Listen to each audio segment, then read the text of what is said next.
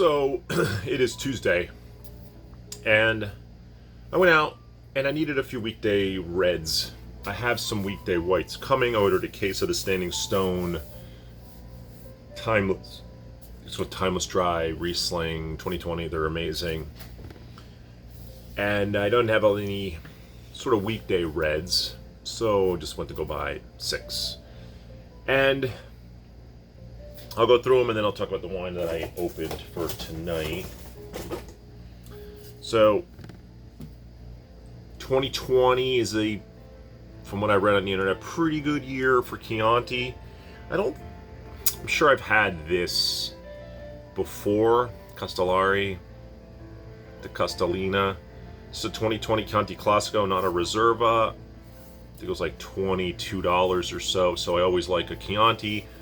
I think when you're in that sub 25 range, Chianti Classico Reservas can get up to 30, sometimes even higher. But let's say that's the normal, that's the mean for the Chianti Classico Reservas. Let's say it's around like say 27, 28, and Chianti Classicos is like 22, 23, with some being a little less expensive. So that one's 22. It's a 2020 vintage, so very young. I think it'll be pretty good.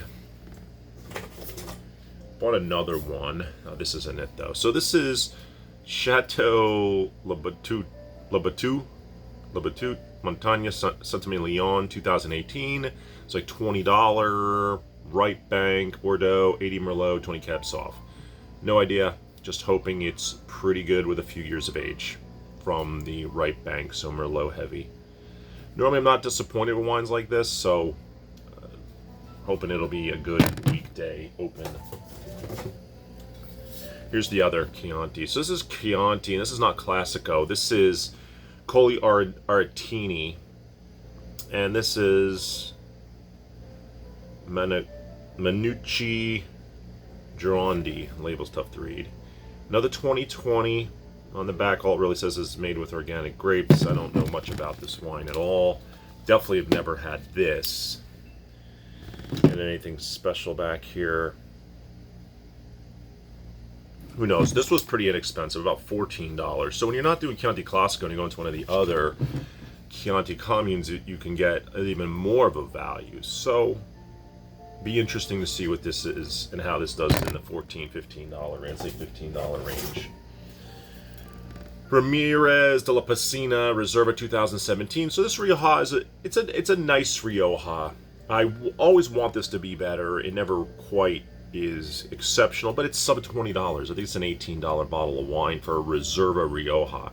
Made well. There's nothing wrong with this wine. Just a little bit lighter than maybe I would have wanted, but I really like it for weekday consumption. So there's 4. There's another in here. Oh, just Etna Rosso. So Nerello Mascalese from Sicily, from Etna. Substitute for Pinot. You want a lighter wine. This is absolutely it. And I love this producer specifically. Their high-end one is like 50-60 is phenomenal. And I think there's even there is a pre-phylloxera planted vineyard of Nerello Mascalese that I've seen. I just haven't purchased. Well, exists. Haven't found it nor purchased. So then I was in the mood for a Pinot tonight. Ironically, 2019. I'm not quite sure about the 2019 Pinot. So this is Domaine Faiveley, very popular domain in Burgundy. This is from Mercure and Vilvigna Old Vine 2019. Very young. And Mercure is not in what I'm going to call Burgundy proper. So there's the Côte d'Or. You got Côte de Côte de Nuit, Côte de Beaune. I'm pretty sure directly below is, I always get these two mixed up. So it's Mâconnais, and then Côte Chalonnaise, and then there's Beaujolais. And I might be confusing the Côte Chalonnaise with the Mâconnais, but in the Côte Chalonnaise is Mercury. I think that's actually the one right underneath Côte de Beaune. So let's say Nuit, Beaune, Côte Chalonnaise, Mâconnais, and that's where Paulifoussé is, and some others. So a lot of whites down there. Where the Côte Chalonnaise has a fair amount of reds in these little villages, Mercure being a village. And it's affordable Burgundian Pinot Noir. So that's kind of why I purchased it. This is the most expensive one I bought tonight, $35, and there's a roasted character, like a roasted cherry. There's some smoke. There's a slight gaminess, but very slight. Well, it's not gaminess. You know, it's sort of a bacon fat aroma. That's what it is. It's not smoky. It's a bacon fat aroma. Without a doubt. I haven't got that in a while in a Pinot. This absolutely has it. Maybe the 19... I don't know about the ripeness or the vintage of 2019 in Burgundy, but... some wild cherry. I don't know what the alcohol on this thing is. These alcohol percentages have been going up over the years. Curious what this one is.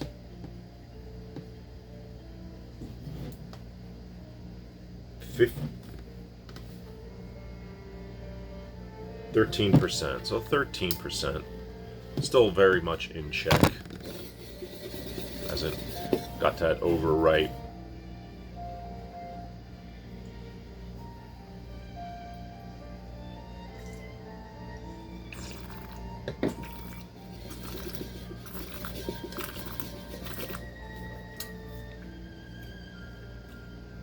A little bit of baking spice.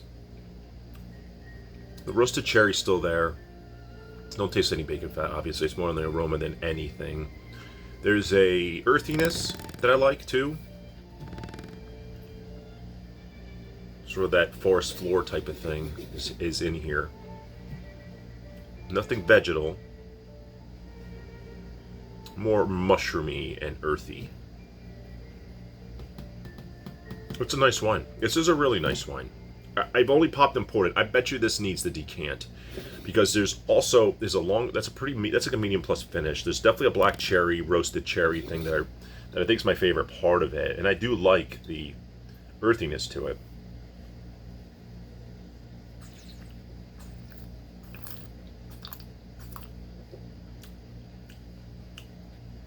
I really like this.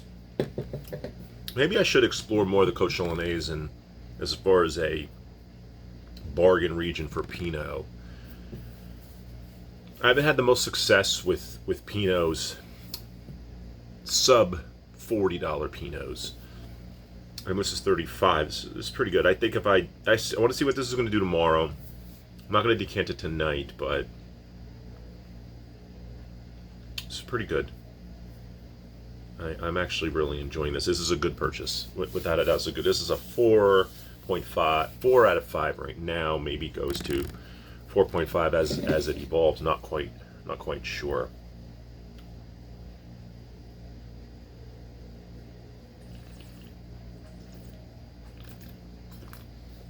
Sometimes Pinot has too much spice. This has a nice dollop of baking spice, but it's more heavy on the roasted and wild cherry flavors. Yeah, good wine. Definitely happy I tried something a little bit different. It's definitely warming though. Did I say 13%? This thing tastes...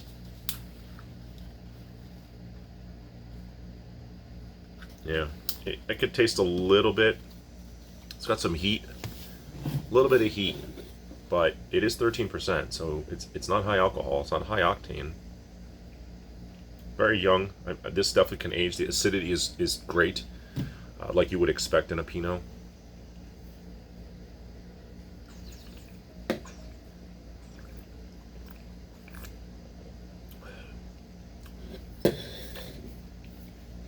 Yeah, if you just like overly fruity wine, this is probably not exactly the style for some, because there is this earthiness to it, this mushroom thing going.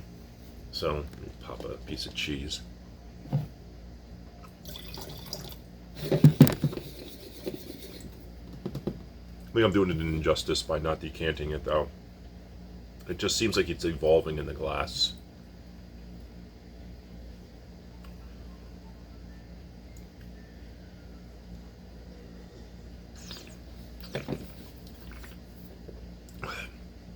There's also a silkiness to it.